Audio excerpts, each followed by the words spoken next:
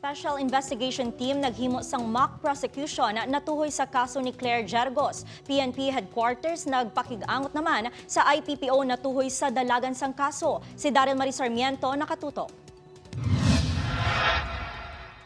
Sa liwat ng pagsapol sa Special Investigation Team nga nagatutok sa kaso sang ginpatay nga negosyante nga si Claire Gergos, kagabi nagpatigayon sila sang isa ka mock prosecution sa presensya sang isa ka prosecutor. Dire ila ginlatag ang mga ebidensya nga ila nakuha kagintakos ang ikasarang sang iga-file nga kaso nga magatindog sa korte base diri. To see, to revisit or to check sa ating mga investigador nga nag-draft ng sini mga kaso, agad i-validate niya, ina-check niya kung how strong ang mga elemento. Suno kay Lindiro, base sa kinihimo nga mock prosecution, ilan napatod nga ang pinakamabakod nga ebidensya nga magamit batok sa mga suspect amo ang mga scientific evidence kag resulta sa ginpatigayon nga eksaminasyon.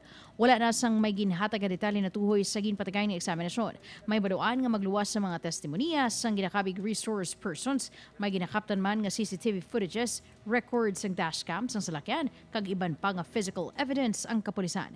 Samtang naibaluan nga nagpakig-angot man ang kampo krami sa IPPO natuhoy sa kaso ni Gergos. Gina-check nila kung di inaasta ang ano ang mga data, ano ang mga information nga dapat nga pwede maging reference ni GPNP. Pagkaibaluon man sang bago pungko nga Police Regional Director nga si Brigadier General Flynn Dongbo ang dalagan sang kaso ni Gergos.